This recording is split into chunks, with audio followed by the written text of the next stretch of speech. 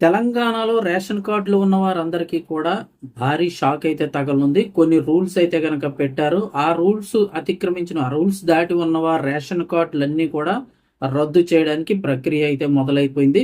ఆల్మోస్ట్గా చూస్తే 1,40,000 మందికి పైగా రేషన్ కార్డులు తెలంగాణ వ్యాప్తంగా రద్దు కాబోతున్నాయి. ఆ రూల్స్ ఏం పెట్టారు ఏంటో ఒకసారి తెలుసుకుందాము. వీడియో పూర్తిగా చూడండి, అలాగే తప్పకుండా ఒక లైక్ చేయండి. వివరాల్లోకి వెళ్ళిపోతే, రాష్ట్ర వ్యాప్తంగా కూడా ఇన్కమ్ ట్యాక్స్ చెల్లించే వారు ఎవరైతే ఉంటారో వారందరి రేషన్ కార్డులు కూడా రద్దు కాబోతున్నాయి. ఇది ఆల్రెడీ ఏపీలో అయితే కొనసాగుతుంది. ఇన్కమ్ ట్యాక్స్ కట్టినట్టయితే కనుక రేషన్ కార్డు రద్దు చేసేయడం అనేది ఇప్పుడు తెలంగాణలో కూడా తీసుకొచ్చారు. ఇన్కమ్ ట్యాక్స్ ఎవరైతే కడుతూ ఉన్నారో రిటర్న్స్ వేస్తే చాలు వాళ్ళందరి రేషన్ కార్డులు అయితే రద్దు కాబోతున్నాయి.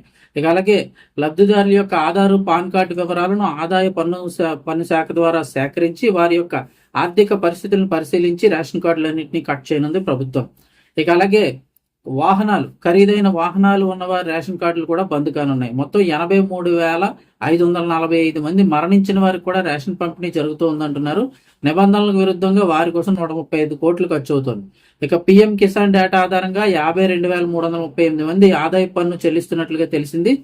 వారందరికీ కూడా ఈ రేషన్ కార్డులు అయితే రద్దు కాబోతున్నాయి. ఇక చూసుకున్నట్టయితే రేషన్ కార్డు పొందేందుకు ఏడాదికి పట్టణాల్లో 2 లక్షల ఆదాయం ఉండాలి, గ్రామాల్లో 1,50,000 లోపు ఆదాయం ఉండాలనే నిబంధనలు ఉన్నాయి. అంటే సంవత్సరానికి వచ్చే ఆదాయం మీకు 2 లక్షల్లోపు ఉండాలి పట్టణాల్లో ఉన్నట్లయితే. పల్లెటూరుల్లో 1,50,000 దాటితే రేషన్ కార్డు కట్ అవుతుంది. కానీ అందుకు విరుద్ధంగా నెలకు ₹1,00,000 ఆదాయం వచ్చే కుటుంబాలు కూడా నిరుపేదల కింద రేషన్ కార్డులు ఉంచుకుని ప్రభుత్వ ఆదాయానికి అయితే కనుక గండి కొడుతున్నారు. వీరంతా రేషన్ బియ్యం తినకుండా బ్లాక్ మార్కెట్లో అమ్ముకుంటున్నట్లు తెలుస్తోంది అని చెప్పేసి వారందరు రేషన్ కార్డులు కూడా ఇప్పుడైతే రద్దు చేయబోతున్నారు.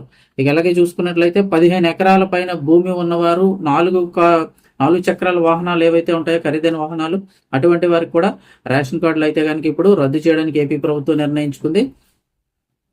ఇక అలాగే చూస్తే కనుక తెలంగాణలో దాదాపు 8 లక్షలకు పైగా కుటుంబాలకు ఏటా 25 లక్షల రూపాయల ఆదాయం ఉన్నట్లుగా ప్రభుత్వం గుర్తించింది. వీరంతా కూడా వీరిపై స్థానికంగా ఉండే విపక్ష పార్టీల నేతలు ఫిర్యాదులు చేశారు. వీరికి కూడా కంపల్సరీ రేషన్ కార్డులు అయితే రద్దు కాబోతున్నాయి.